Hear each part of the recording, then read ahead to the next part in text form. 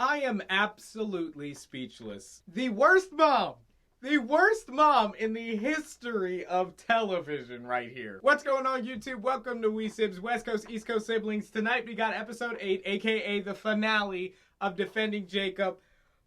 Man, it really hit the fan. It was topsy-turvy. I didn't know which way it was gonna go, and it went in a way I totally did not expect. We're gonna talk about the 3 biggest takeaways as always. Let's dive into it.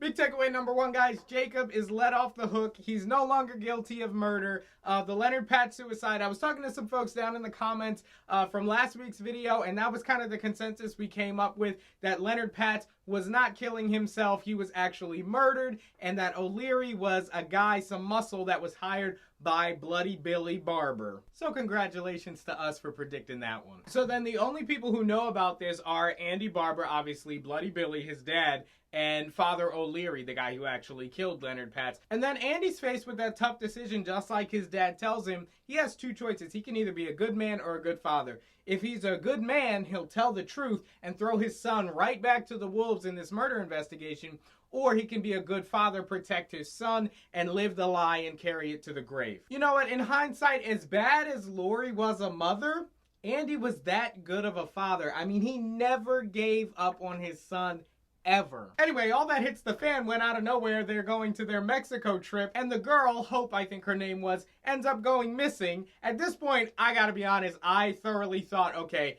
it was Jacob. I was a little disappointed because that was kind of what they wanted us to think the entire show, the whole investigation. He was the primary suspect. It was a little too on the nose, a little too obvious, but I was like, okay, I'm convinced this boy went and killed somebody else. All the stress of this put so much guilt on Andy, thinking that he may be responsible for the fact that his son is free, walking among normal people, and might have killed someone else. It leads him to confess to Lori that Leonard Patz didn't kill himself. He was in fact murdered by Father O'Leary, and that brings us to big takeaway number 2. Lori absolutely snaps. This was the beginning of the end. Now, I've been talking this whole series about how Lori's been on a one-way trip to Crazy Town, okay? Very early on, she started doubting her son, you know, things she saw from very early childhood to the DNA evidence and the murder gene, all the way to the therapy sessions and the stuff that was being said about Jacob about empathy or his lack thereof. She had it out for her son pretty much from the get-go. But this right here was the straw that broke the camel's back.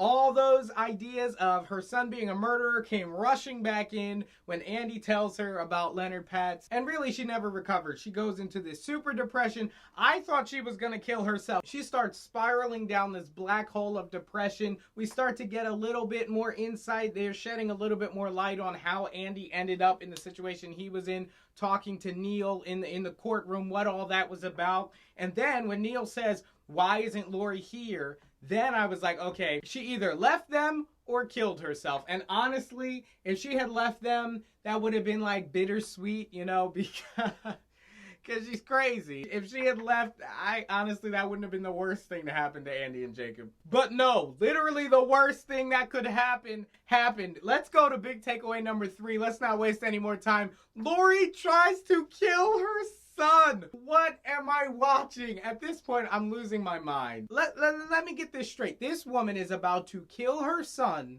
and not even about to. She attempts to end her life and her son's, wait for it, because she doesn't know if he committed a murder or not. Most parents would not lay a finger on their own child, even if they did know they committed such a heinous crime. This woman thinks that he might, and even in the car she says, oh, well, I'll never know, I'll never know. She doesn't know. I'm probably being way too loud, hold on. And she still attempts to kill her boy. She attempts to murder her child. Let me calm down, let me breathe. But it boggles my mind that this woman was willing to kill her child because she didn't know if he committed murder or not. She was being judge, jury, and executioner. She had gathered all the information, you know, as her own kind of detective, finding out different things, piecing together parts of his past, and, you know, the therapy sessions and DNA and all that. And she was not convinced that her son was innocent, to the point where literally when they're driving, she tells him point blank, I don't believe you. She's like, oh, I guess I never asked you point blank. He answers her point blank several times, and she's like, I don't believe you. So it's not about the fact that she had never just asked him straight away, because when he gives her an answer that she's not satisfied with, that she doesn't like, she just throws it out. Oh, I don't believe you. It scares the boy half to death, to the point where he's like, okay, you know what? I did it. Whatever's going to make you slow down, because at that point, you know, he's fearing for his life. Now, you know, we never actually find out whether he did it or not. But regardless, if he hasn't been proven guilty, it is the parents. The parents are the last people who are supposed to give up hope on their own child. And she literally tries to kill this boy. I mean, that's like, I mean, you got like the Joker and then Lori. Anyway, guys, but the real kicker is that they both survived this accident, and Lori loses her memory. She doesn't even know what happened. Jacob's in a coma. Who knows if he's ever going to wake up, but Lori completely forgets what happened. She totally forgets what happened. So, you know, it's like, oh, is everything going to go back to normal? No, because those same gremlins in her mind are going to keep creeping back into her head until she tries something like this again. I don't trust her. I don't trust her. And Andy would be stupid if he trusts that woman around his child. And you know what? Here's the thought, internet. At the end of the day, Andy did not defend his son, because Lori is now the greatest threat to Jacob's life, and he had the chance to have her put away or even get some help in an insane asylum. Even Neil was saying, this is a distraught woman, she needs help. Andy could have had her get the help she needed and get her isolated from his son, and he didn't. And one day, hopefully, if Jacob wakes up, all three of them are going to go back into the same house and sleep under the same roof.